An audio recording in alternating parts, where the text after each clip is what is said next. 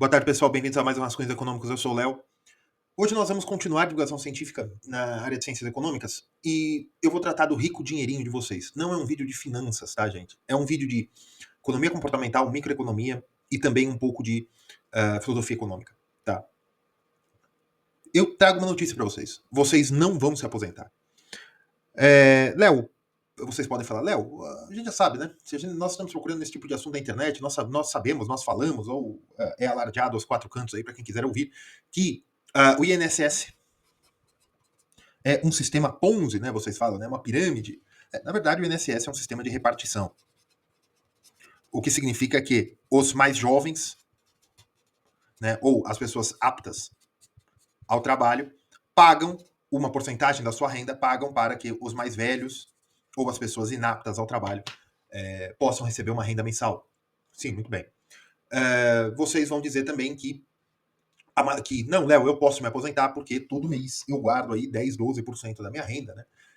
12 avos, né? 8% da minha renda, todo mês eu guardo e deixo aí, seja na Bolsa de Valores, seja na renda fixa, seja em Bitcoin, em ouro, em prata, sei lá o que eu faço, e eu vou me aposentar, certo? Muito bem. Só que, mesmo quem. Eu tenho uma notícia para vocês, vocês não vão gostar. Quem está colocando dinheiro no INSS? Né? Todos os brasileiros, né, que pagam o INSS estão pagando mais ou menos 20% da sua renda, seria 10% da sua renda, dependendo do salário, mas o patrão, vocês ainda podem falar que o patrão ainda não paga tudo que ele poderia pagar, porque ele tem que pagar um pouco dos custos também, tal. Tem a contribuição social sobre as empresas, então toda a economia está dando dinheiro ao INSS. É uma coisa meio complicada de se calcular até quanto você paga. Mas vamos supor que você está pagando aí coisa de 2 salários para o INSS por ano. Tá. Muito bem. Se você está pagando 2 salários para o INSS por ano, dois salários mínimos, por exemplo, do INSS para o INSS por ano, você vai trabalhar aí uns 40 anos, mais ou menos, para poder se aposentar. Depois que você. Vamos supor que você trabalha desde os 20, né? Aí você pagou 2 salários anos durante 40 anos. Tá? Então você pagou um total de 80 salários. Certo? Muito bem. Aí quando você chega aos seus 60, você se aposenta. Tá? Vamos supor que você viva mais 30 anos, tá? Recebendo dinheiro do INSS.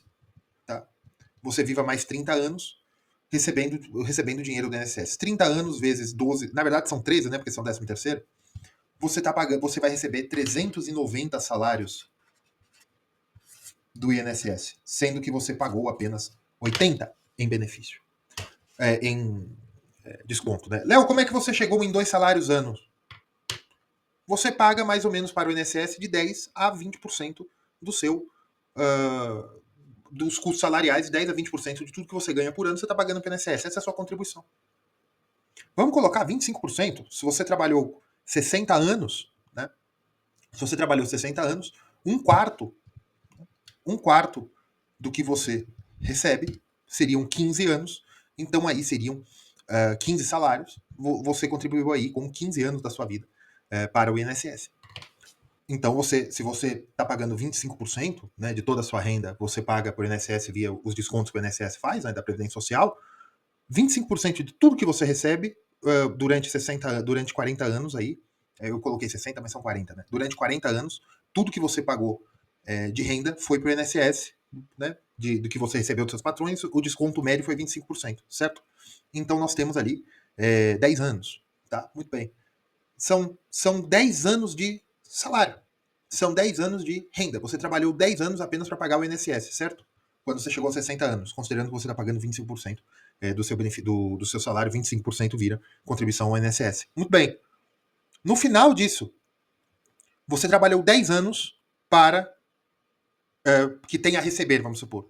Só que depois dos 60, você viva até os 80, até os 90. Então, na verdade, se você viver até os. Se você passar de 70 anos, se você passar de 70 anos, você já recebeu tudo que você pagou. Com o diferencial que ele é indexado em salário mínimo. Então, quando vocês falam que o INSS é miserável, que o INSS é uma. Não dá para viver com essa esmola, gente, vou falar uma coisa para vocês. O INSS Não me leva a mal. Vão levar, né? Porque aqui ninguém tá nem aí para o que é dito. Estão se importando com o que falam, né? Bem, mas enfim. Vejam, se você contribui ao longo dos anos com 25% de tudo que você ganha em renda, ou seja, durante 40 anos, tudo que você recebeu durante 40 anos de salário, 25% foi para o INSS, para o sistema de previdência, a título de pagar seu benefício no futuro, então é o equivalente a 10 anos de renda. Esses 10 anos de renda, quando você chegar aos 60 e você se aposentar, podem te sustentar. Esses 10 anos que você contribuiu, eles vão te sustentar até os seus 80, 90. Enquanto você for, vai embora. Ele continua pagando. Então, veja, é tão ruim assim para quem paga. É uma pergunta assim: o INSS é tão ruim assim para quem paga? Se você está contribuindo com 25% de tudo que você trabalhou durante 40 anos, ou seja, 10 anos equivalente de sua renda foi para o INSS. Só que depois, quando você chega aos 60, você se aposenta, você pode viver até os 80, 90. Ah, Léo, mas vou viver miseravelmente com um salário mínimo. Bem, então veja, é uma coisa que vocês poderiam dizer quando dá conta. Falar, Léo, o problema é o seguinte, você está falando que eu estou pagando 25% da minha renda. Sim. Só que se minha renda for maior que o salário mínimo, maior que o salário mínimo, depois o INSS vai me pagar um salário, no máximo 2 salários. Sim, sim, isso é verdade.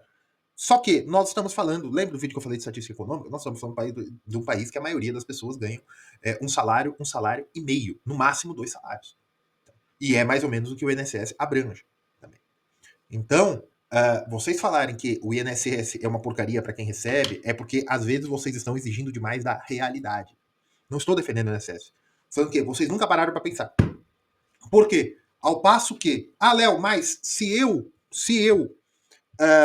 pegar o meu dinheiro, meu rico dinheirinho, e pegar 25% da minha renda e colocar na bolsa, ou colocar em título público, em título bancário, com certeza eu vou guardar mais dinheiro. Sim, vai. Só que tem alguns problemas aqui, né? Tem alguns problemas sérios aqui. Primeiro, que aqui é 25% não da sua renda bruta, é 25% do líquido já. Por que líquido? Porque você não vai conseguir descontar o que você já pagou para o INSS. Tá? Seu salário nominal o seu patrão gasta 4 mil com você, você recebe 2 mil, desses 2 mil tem um desconto aí de 180 reais aí para o INSS, e você vai então pegar 25% ainda sobre os 1.800 e tanto que sobraram. Então esses 25% não é sobre a renda líquida, não é sobre a renda bruta, é sobre a renda líquida. Então tem um outro problema. Aqui você está sacrificando o consumo.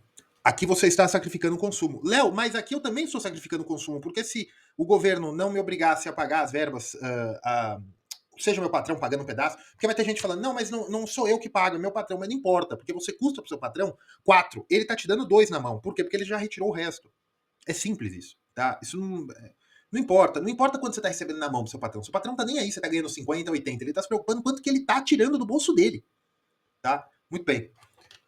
Mas aí vai ter gente que vai falar o seguinte, Léo, só que o problema é, se eu tiro esse dinheiro e coloco para investimento, esse tipo de coisa, eu vou ter um rendimento futuro melhor. Sim, só que você está tirando do líquido. Ou seja, esse dinheiro você está tirando de conforto. Você está tirando da sua restrição orçamentária. É o que você poderia utilizar para comprar ovo, para comprar pão, para comprar produto de limpeza, para comprar produto de beleza, para comprar roupa, para pagar a parcela do carro, para pagar gasolina. Não, esse dinheiro você está tirando, você está reservando para o futuro. Você está fazendo uma reserva de valor. E o problema das reservas de valor é que ninguém te garante que ela vai manter valor. Tá? O dinheiro que você está utilizando para a compra, que você deixa de comprar um carro hoje, você não pode garantir que você vai comprar um carro no futuro. E aí, o problema da aposentadoria, do ponto de vista da economia comportamental e da microeconomia, é o seguinte: você, jovem, com 16. Que jovem em economia é 16 a 18 anos, 16 a 24 anos, né? Só que no Brasil, jovem não trabalha assim, né? Então é dos 18 aos 24, vamos pôr aos 25 anos, você normalmente tem menos gastos, teoricamente, só que você tem a sua juventude. Que você precisa de dinheiro para necessidades inerentes à juventude. Atividades de aventura, atividades de descobrimento do mundo, atividades de capacitação profissional. É o tempo de errar. É o tempo de descobrir o que você quer, o que você não quer. Porque depois disso, o custo, depois você não tem mais tanta energia, depois você não tem mais tanta paciência. Sua personalidade. Aí tem explicações neurológicas, tem uma parte do seu cérebro que termina de se formar com 25 anos, tem uma série de coisas. Só que a sua preferência temporal, que vocês que se gostam desse assunto vão falar, a sua preferência temporal não é apenas na relação de gasto futuro. A sua preferência temporal, como eu já disse num outro vídeo sobre a escassez do tempo, é em relação ao próprio tempo. Léo, você está falando de aposentadoria? Não, veja. Quando você vai tomar uma decisão de retirar dinheiro da sua renda para se aposentar no futuro, você está jogando contra o seu futuro. Léo, por quê? Porque você tem uma expectativa de que você não consiga aumentar a sua renda. Como via trabalho. Então, você retira do seu trabalho mensal atual, dos 18 a 25 anos, que é um trabalho que rende menos, tem menos renda, você retira menos dinheiro desse trabalho. Você está retirando para manter quando você tiver, 60 a 90 anos. Você está sacrificando o primeiro terço da sua vida para que o último terço da sua vida seja melhor. Léo, mas é assim que se faz, porque quanto mais cedo, mais rápido eu vou ter. Só que tem um problema. Se você tem expectativa de que a sua renda, no segundo terço da sua vida, né, dos seus 30 aos 60 anos, que a sua renda aumente, não seria melhor aplicar tudo que você tem enquanto jovem para que isso ocorra? Para que em vez de você guardar aí 30, 40% da sua renda quanto jovem, você possa escolher guardar apenas 15% da sua renda aqui? São coisas que eu já debati em outros vídeos. Mas aí tem um outro problema. Igualmente, um outro problema. Quanto mais bem sucedido você for nesse segundo terço da sua vida, mais difícil vai ser ter uma aposentadoria satisfatória. Por que vai ser mais difícil ter uma aposentadoria satisfatória? Porque quanto mais renda você tem, mais você consome. Propensão marginal a consumir. E quanto mais renda você tem, mais renda você precisa empacar, mais você precisa reservar para valer a pena. Se você ganha R$1.500 por mês, se você guardar R$500 por mês, custa muito para você. Só que no final de 3 meses você já tem um salário a mais. Entendeu o que eu quis dizer? Você já tem um salário a mais guardado. Aí você já tem um salário a mais guardado. Só que se você ganha 40, 50 mil reais por mês, para você guardar 30%, você tá falando aí, se você ganha 40 mil reais por mês, vamos pôr 60 mil reais por mês, você tá falando de guardar 20 mil reais por mês. É mais fácil? Sim, porque a propensão marginal para consumir é 0,8, né? Então 80% da sua renda tal, só que ela é mais verdade à medida que a renda vai aumentando, né? Então, se você está guardando 20 mil, quando você já tem uma grana boa, você está guardando 20 mil, você deixa os 20 mil guardar. Tá, só que quanto mais renda você tem, mais a inflação te pega. Léo, que absurdo! Olha os dados. O que mais aumenta de preço são bens mais caros. São bens que você precisa de mais dinheiro. São casas, carros, celulares, computadores. São esses que... O computador de última geração, né? Celulares e computadores de última geração. São esses que o custo vai aumentando. Viagens, combustíveis. O pobre, a pessoa que ganha de 1 a 3 salários mínimos, de 1 a 2 salários mínimos, que é o que eu disse que o INSS mais ou menos resolve, porque ele vai continuar ganhando o que ele ganhava quando ele trabalhava. Basicamente. Basicamente. O rico, ou a classe média média, classe média para alta, não. Porque mesmo se ele guarde um terço da renda por mês, e aí seja 10 mil reais, 5 mil reais, 6 mil, ele vai guardando esse dinheiro. Ele vai ter que pôr aonde? Ele vai ter que colocar num título de dívida pública, ele vai ter que colocar em ações, criptomoedas, ouro, prata. Ele vai ter que pôr em algum lugar. Eu tô falando reserva de valor. Quem garante que a reserva de valor guarde exatamente o valor que você deixou de consumir agora? Léo, como assim? Já expliquei isso 1 milhão de vezes, falando de novo. 10 mil reais compram um celular em 2015. Não, compram um belo celular em 2000. Compram um celular em 2022, 2023. Hoje, 10 mil reais não compra um celular de ponto de linha, de topo de linha. Se eu não me engano, agora tá 15, 16 mil reais o top do top. Ah, Léo, mas aquele celular de 10 mil não é metade do que é hoje, mas não importa. É o seu padrão de vida ter celulares topo de linha todo ano, não é? Muito bem. Quando você ficar velho, você não quer mais ter o seu padrão de vida? Ah, mas aí o dinheiro vai estar mais curto. Então, é isso que eu tô falando. Você não vai se aposentar.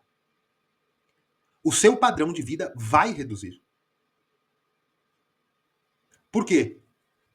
Porque mesmo o dinheiro em reserva, mesmo ele sendo reajustado por correção monetária via CDI, via título da dívida pública, ou você deu sorte, você comprou uma empresa que bata CDI, né?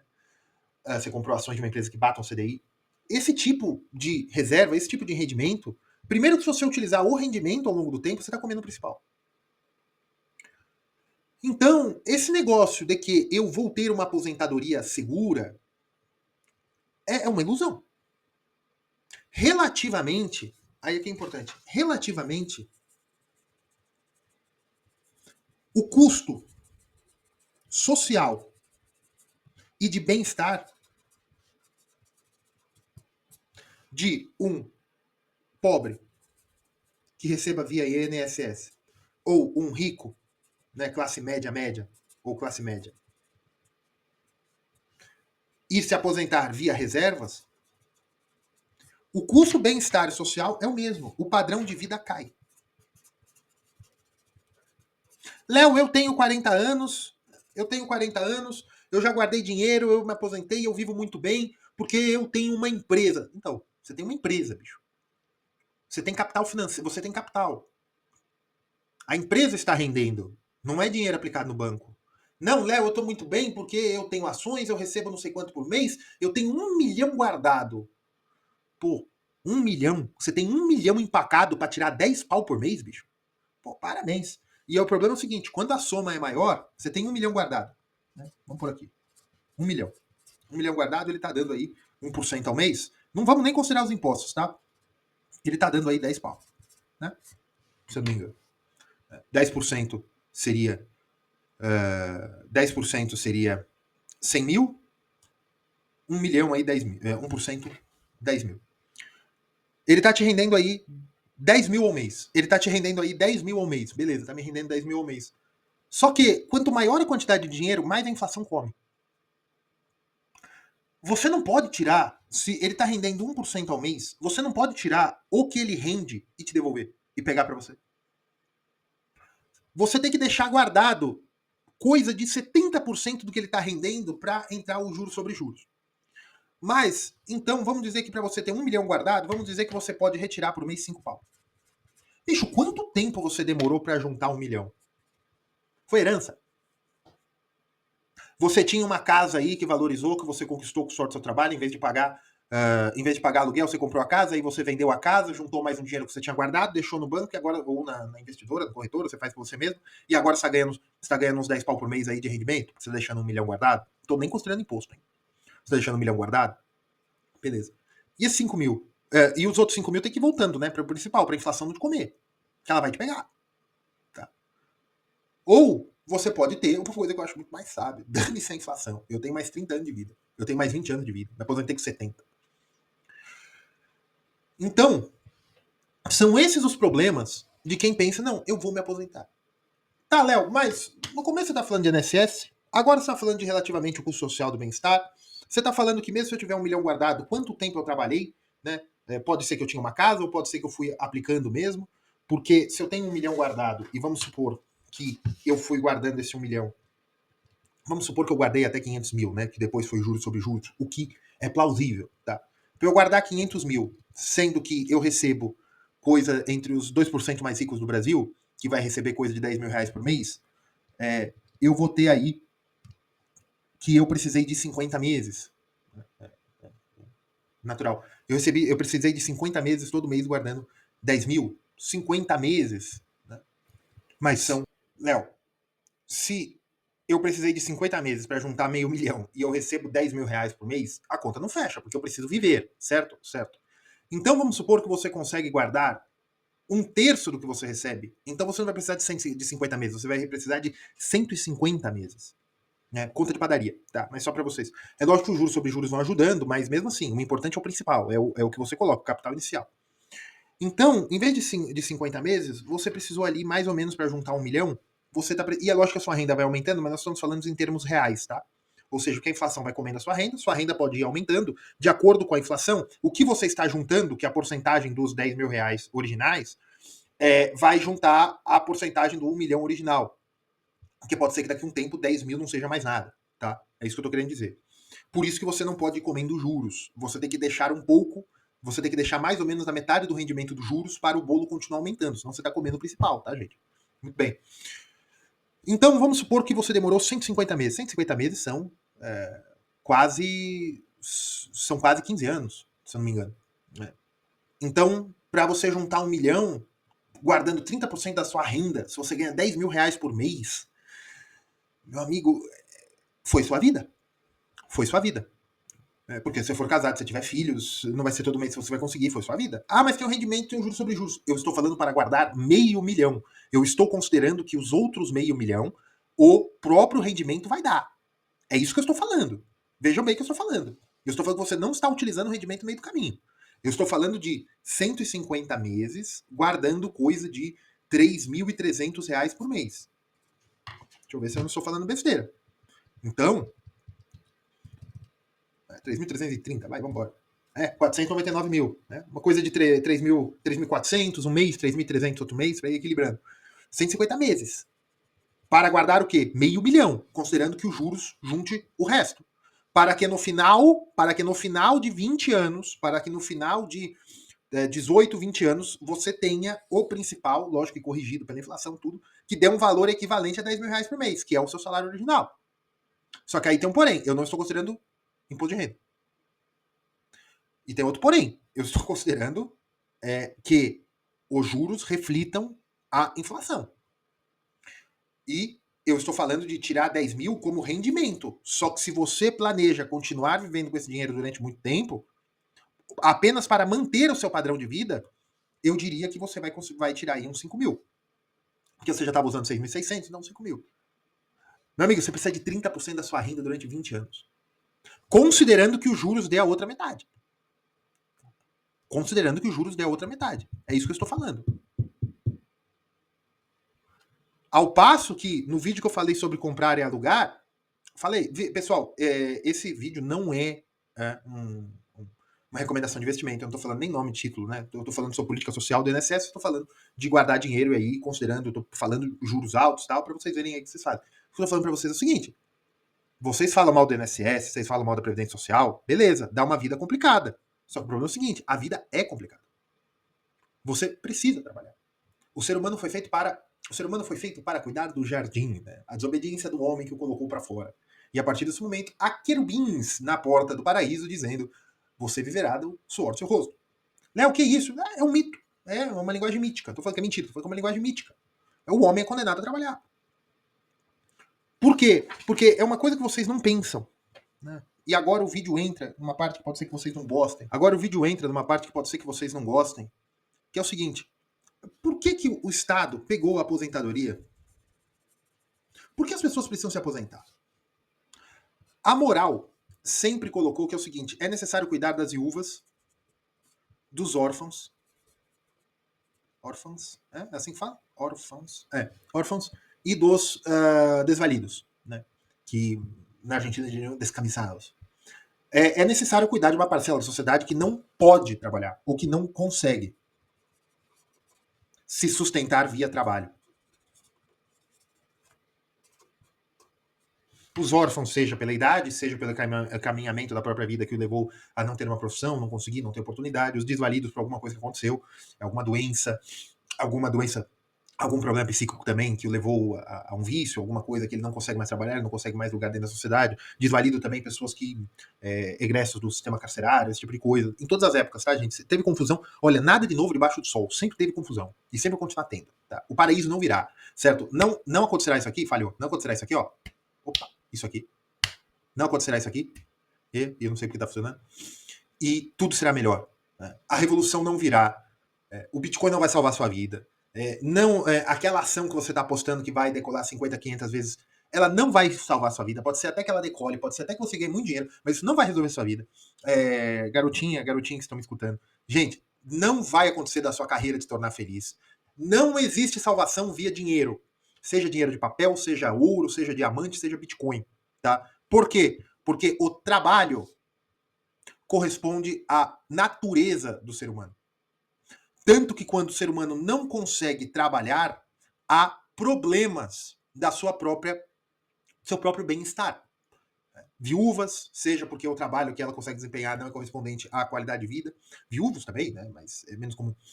Menos comum que isso impacte na literatura, vamos dizer assim, né? Eu não sei um exemplo de um viúvo que teve problemas aí, de manutenção na literatura. Mas enfim, órfãos e desvalidos. Isso foi um problema que sempre existiu. E para todas as morais tradicionais, as pessoas têm que ter uma certa caridade. As pessoas têm que cuidar dessas pessoas, ou o resto da sociedade tem que prestar um certo tipo de apoio a estas pessoas. Na tradição cristã, a igreja criou os orfanatos, criou uma série de coisas para ajudar aí os desvalidos. E tem o mandamento de ajudar mendigos, né? De você dar dinheiro, esse tipo, da esmola, tal, esse tipo de coisa. E ao longo do tempo, principalmente depois da Primeira Guerra Mundial, a necessidade do auxílio aos desvalidos, ou que as pessoas dizem, né, agora, na nova língua, né, vulneráveis, o apoio aos vulneráveis sociais veio agora do Estado.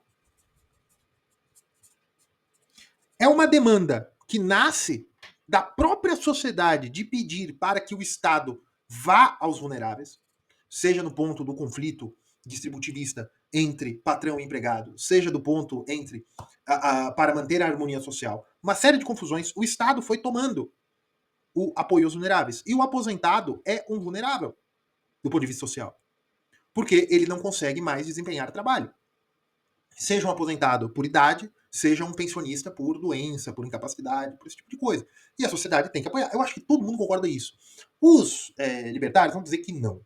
Mas aí, cada um no seu cada qual. Eu não digo que o Estado tem que apoiar. As pessoas têm obrigação moral de se ajudar. Tá? E aí, vocês vão falar, mas o cara gastou tudo quando ele tinha. Ou ele foi exposto ao risco, porque se ele tivesse dinheiro, se ele tivesse dado certo os investimentos que ele fez, ele também não dividiria comigo, esse tipo de coisa. Bem, acontece. Mas existe um problema social em si, que são essas pessoas vulneráveis. Ao longo do tempo, como isso foi sendo resolvido pela sociedade civil, foi sendo resolvido pela igreja, foi sendo resolvido pela igreja durante até 1800, 1850, e em especial após a Revolução Francesa, a igreja começou a achar que essa era a vocação da igreja, o ajuda aos pobres. Durante toda a Idade Média haviam ordens, né, os hospitais, né, as ordens hospitaleiras, né, esse tipo de coisa, para ajudar as pessoas vulneráveis, mas a igreja colocou todas as fichas nisso mesmo depois da Revolução Francesa. Né. Mas muito bem. O que ocorre com o tempo, numa sociedade em que as pessoas não são donas do seu meio de produção, ou seja, as pessoas não são donas de fazendas ou não têm posse de terra, as pessoas não têm como também ter uma vendinha ou uma hotelaria em cidades tal, que elas poderiam tirar o sustento até praticamente morrer, uma pequena fazenda, um rancho com galinhas, esse tipo de coisa, elas não, uma granja com galinhas, perdão, esse tipo de coisa, elas não poderiam ir tirando sustento aos poucos, uma vila de pescadores, tal. À medida que fosse necessário mais dinheiro, porque o comércio foi se alastrando, eu tô falando Brasil profundo, tô falando década de 50, tá? À medida que foi sendo necessário uma alienação das pessoas com o local e com o meio de produção, primeiro, as próprias pessoas foram se ajudando em movimentos sindicais, em movimentos, ou até ordens terceiras, a própria igreja fazia uma organização, de que as pessoas coletavam dinheiro entre elas para ajudar companheiros do mesmo trabalho que se aposentaram.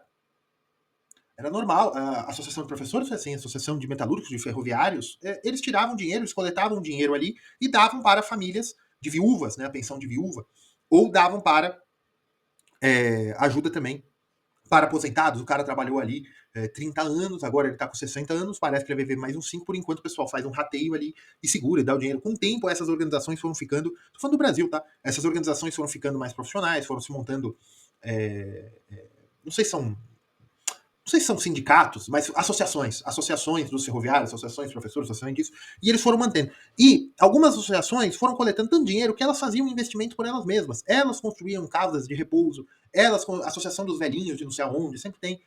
Elas foram comprando terras para valorização imobiliária, deixava ali um clube de convivência, quando aquela região valorizava, elas vendiam. Então havia uma certa organização social. Depois de 1950, depois de 1960, principalmente na ditadura militar, Essas associações foram estatizadas e se criou o Caixa Geral de Previdência Social. Né? Os militares também tinham associações próprias. Tal. Isso aí foi tudo estatizado. Por quê? Porque também havia muita fraude. Né? Havia muitas associações que tinham fraude também, o Caixa assumia, esse tipo de coisa. E a própria sociedade foi exigindo que o Estado viesse e tomasse a responsabilidade pela aposentadoria das pessoas. Isso gerou uma garantia, do ponto de vista que o Estado sempre vai pagar a aposentadoria. Né? O problema é o que ele vai fazer com o dinheiro no meio do caminho. Né? Via política fiscal ou até mesmo no limite à senhoreagem. Tá? Muito bem. Só que essa é uma discussão que vocês não fazem.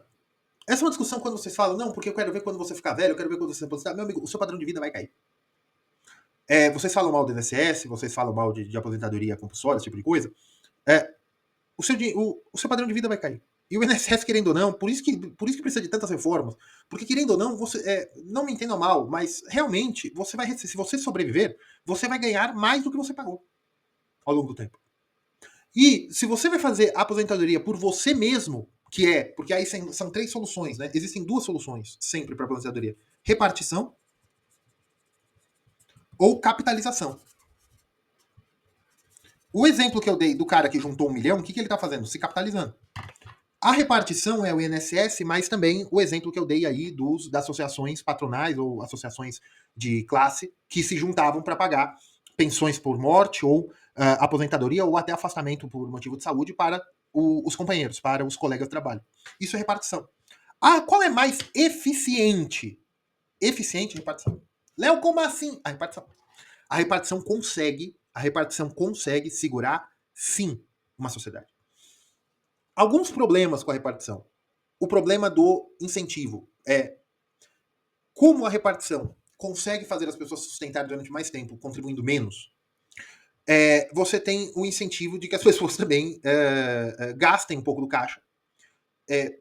Erroneamente. Muitos investimentos foram feitos ao longo do tempo com o dinheiro da Previdência Social, estou falando na época da ditadura militar, ou sem preocupação para que esse dinheiro fosse investimentos que aumentasse a produtividade geral da economia e com esperança de aumento da rentabilidade, ou seja, que fosse sustentável ao longo do tempo, que se tornasse mais sustentável ao longo do tempo, porque a renda média do trabalhador aumentaria e você continuaria pagando salário. Só que isso também não adianta, porque se a renda média do trabalhador aumenta, se os idosos aposentados, pensionistas, continuam recebendo desvalorizado, o problema da aposentadoria continua. Eles estão recebendo uma esmola, não mais um salário integral. Então, e o problema da repartição é quem está tomando conta do rateio. Quem é o gerente? Quem é o líder sindical? Quem é o presidente da associação? Quem é o deputado? Quem é o presidente da república? Quem está tomando conta desse dinheiro? Esse é um problema sério. Isso aqui é o que? Político. Economicamente, a repartição funciona melhor. O problema da capitalização, que aí não é um problema, é uma coisa boa também que acontece, é o seguinte: a capitalização ela é boa porque você consegue, com esse dinheiro que eu falei, os 25% no começo e tal, se você conseguisse pegar esse dinheiro e guardar no caixa e investir, esse dinheiro está crescendo, é um dinheiro de capital que faz bem para a economia. Por quê? Porque você está comprando título de. Você está indo para o mercado de capitais, está comprando ações, está comprando fundo de investimento de imóvel, a economia está mexendo, ou está dando dinheiro para o banco, né, para liquidez para o banco via CDB, para o banco poder emprestar e a economia crescer e tal. Só que é bom também. Capitalização também é bom. Qual o problema da capitalização? Meu amigo, você está sozinho. Se as ações quebrarem. Se o fundo de investimento de imóvel tudo pegar fogo, será que acontece? Quebrou. O problema é seu. O problema é seu. E outra, qual é, eu acho capitalização, o regime de aposentadoria por capitalização muito mais imoral do que o de repartição. Léo, como assim? Amigo, se eu quiser sacar, não pode, por que não pode? Não, porque não sei o quê, por que não pode? O dinheiro não é meu? Então, me dá, eu vendo as cotas, eu quero dinheiro na mão. O que você vai fazer? Bicho, eu vou ali viver os pecados da carne, me dê o dinheiro. Não pode porque o dinheiro está num fundo social que vai ser seu, tal. Que é mais ou menos o FGTS, tá? O FGTS ele não é aposentadoria, mas ele é um fundo de garantia por tempo de serviço que ele funciona como um regime de capitalização. Aí vocês vejam, a capitalização não é a solução nem para a economia do Brasil, porque o que o FGTS faz com o Brasil é apenas subsidiar a construtora. Como? Com um crédito subsidiado. E como diria uma mãe falei, quanto rende o FGTS? E veja que a solução econômica não é essa. A solução econômica para você é aumentar a sua renda. Bicho, não tem o que fazer. É aumentar a sua renda e guardando um dinheirinho aí. E a sua melhor opção é ter muitos amigos, ser uma pessoa afável, ser uma pessoa justa, uma pessoa admirada, que os seus eventuais filhos os seus primos, as pessoas cerca de você, se importem tanto com você que façam uma repartição. Cada um dê R$ 50, que dá pra você comprar alguma coisa no final do mês. É a sua melhor opção. Não, Léo, mas sim, eu tô falando junto com a sua capitalização individual. Se você conseguir fazer, porque às vezes não dá. E mesmo assim tem o risco, porque você está sozinho. Então, para mim, a melhor opção, a aposentadoria, é o seguinte: consiga poupar o que você consegue poupar. Tá? Esse vídeo é uma análise do problema de se aposentar. E eu vou falar uma coisa: com menos gente nascendo, a repartição vai se tornar mais custosa e o Estado vai tirar o corpo fora e vai jogar todo mundo para capitalização. Joga todo mundo para capitalização e aí ele só paga os velhos aí que não capitalizaram até agora. Todo mundo para capitalização, você não vai conseguir nem receber o pouco que seus pais estão recebendo agora. Por quê? Porque para capitalização aumenta a quantidade de dinheiro. E aí? Dinheiro guardado. Aumenta os savings. Tem mais liquidez no mercado. Porque tá todo mundo parado. E aí? O juros diminui, né, Bia, meu amigo? Então, tem muitos problemas. Veja, não é uma solução fácil. Léo, qual é a solução? Tem uma solução pessoal. Seguinte, se você está no começo da vida, aposte no emprego em que você pode trabalhar durante mais tempo com menos desgaste. Como assim? Tente ser um médico, um advogado, uma pessoa que consegue trabalhar mais. Tem muitos médicos aí de 80 anos. Tem muitos advogados muito bons de 80 anos. Engenheiro, às vezes, tal. É que engenheiro você tem que ir em lugar prático, tal, mas enfim. Se você realmente acorda de manhã com seus 15, 16 anos e fala, meu Deus, quando eu ficar velho, certo? Pra que isso? Agora chega um pedaço do vídeo que alguns gostam e outros não gostam. Que eu vou falar o seguinte: tudo é vaidade. Léo, eu preciso guardar dinheiro. Eu estou falando de economia comportamental e de ética econômica, tá? Eu falei tudo de microeconomia. Eu falei da história da formação das poupanças, da aposentadoria no Ocidente, bem brevemente. E você vê que não há escolha fácil. Ou você faz a capitalização, ou você guarda o seu 1 milhão, que eu nem sei onde eu escrevi, né? Ou você fica na repartição, que você vai ganhar mais ao longo do tempo, mas se você tem mais dinheiro, não é o suficiente. Ou você vai para sua capitalização individual, ou você confia que no Brasil, um dia, faça uma capitalização geral para as poupanças gerais que seja melhor que o FGTS, o que não é. O que não vai ser. Porque o problema, gente, pra ser sincero, o problema do Brasil não é econômico. O problema do Brasil é civilizacional. Tá? E quando você está sozinho, quando você pensa assim, não, eu posso guardar um dinheiro com meu rico dinheirinho, meu amigo, você vai ganhar o quê? 5 mil reais no mês. Léo, 5 mil é muita coisa. Tá, mas se você ganhar 5 mil, você deve ter guardado 1 milhão, meu amigo. Tá entendendo o que eu tô falando? Guardado meio milhão para virar 1 milhão, para que você tire 5 e 5 você devolva para que o capital continue voltando. Falei num outro vídeo se é melhor comprar ou aposentar. Hoje eu acho que no Brasil, uma boa opção, se eu tivesse no Brasil ainda, era comprar um apartamento, ficar no apartamento, quando eu ficasse velho, vendia o apartamento e queimava. Queimava o dinheiro, né? Vivia com o dinheiro aí até morrer. O problema da aposentadoria é um problema muito sério, porque veja, vamos supor que aí você tira da liquidez, você deixa o dinheiro, você guardou aí uns 400, 500 mil reais. E aí você tem uma pessoa de 65 a 70 anos junto com você, né, sua mãe, seu pai, e essa pessoa começa a usar o dinheiro e não sabe quanto tempo ela vai durar. Pode ser que ela dure mais 10 anos, pode ser que ela morra amanhã, pode ser que ela dure mais 30 anos. E esse dinheiro, como é que você vai gerir esse dinheiro que você guardou? Você vai deixar onde? Você vai deixar em título de dívida pública, você vai deixar em terreno, você vai deixar. O problema da aposentadoria é muito complicado. Não é só guardar o dinheiro. É quando chegar, pronto, tenho 70 anos, guardei meio milhão, guardei 1 milhão. O que você vai fazer? Você vai dar preferência à liquidez? Não, eu tenho um bom plano de saúde, eu compro remédio, tal, tal. 10 mil reais aguenta? Não, não tenho plano de saúde, tal, tal. Bicho, você não tem plano de saúde, você tem 65 anos. Quanto tempo 1 milhão dura para pagar um atendimento médico? Perguntas sérias. De que vocês estão achando que a segurança virá só de guardar dinheiro. Não vem. Percam as ilusões. Léo, então não devo guardar dinheiro? Guarde. É melhor ter do que não ter. Só que não esqueçam que não é neutro. Quando você guarda dinheiro, você está tirando dinheiro da renda disponível que você poderia utilizar para guardar, para aumentar a sua capacitação profissional. Ou até para você ser capaz de sair do Brasil. Ou para você ser capaz de ter um novo ambiente profissional. Que ali não sabe. Vai que você é um líder sindical que se preocupava com a aposentadoria e agora você é presidente da República. Que tem não sei quantos milhões guardados por palestras, esse tipo de coisa. Pode acontecer. Certo? Por capacitação. Por networking. Então, é importante você não sacrificar a sua juventude pensando apenas na sua aposentadoria. Porque, meu amigo, eu vou contar uma coisa. De qualquer maneira, memento mori. Memento mori é uma frase em latim que significa que você vai morrer. Mas eu gostaria de aposentar o seguinte, de apresentar uma nova frase para vocês. Vocês vão virar saudade. Na melhor das hipóteses. Na melhor das hipóteses, alguém vai sentir sua falta. E é assim. Então, esse negócio de educação financeira, do problema da aposentadoria, INSS é fraude, não é. O INSS é o melhor jeito que dá para fazer com o povo brasileiro. Não, Léo, mas a aposentadoria na Suíça, na Alemanha é bem melhor. Com suíços e alemães. Né, com estruturas, não vamos falar da pessoa, né, da etnia, estamos falando das leis e da cultura, né, da forma que a sociedade se organizou. A aposentadoria lá na Noruega, na Finlândia, esse tipo de coisa, até pode ser melhor, mas é porque é para norueguês, finlandês. Na situação que nós estamos, né, a maçã não cai muito longe da árvore, né? Na situação que nós estamos, né, é o que dá para fazer. Vai haver muitas reformas, vocês podem ter certeza. Por quê? Porque vocês viram a conta que eu fiz, uma conta simples. Ele realmente paga muito mais do que ele recebe. Então, pessoal, memento mori. Vocês vão se aposentar? Não sei se vocês vão se aposentar, mas vocês vão morrer um dia. E não sacrifiquem a sua juventude olhando apenas a sua velhice. Olhem o meio da vida, onde você pode aumentar a sua renda e ficar com uma aposentadoria mais fácil. E aproveitem a vida. Não deixe o tempo só passar esperando os próximos 5 minutos. Tá bom? Um abraço, pessoal. Fiquem com Deus.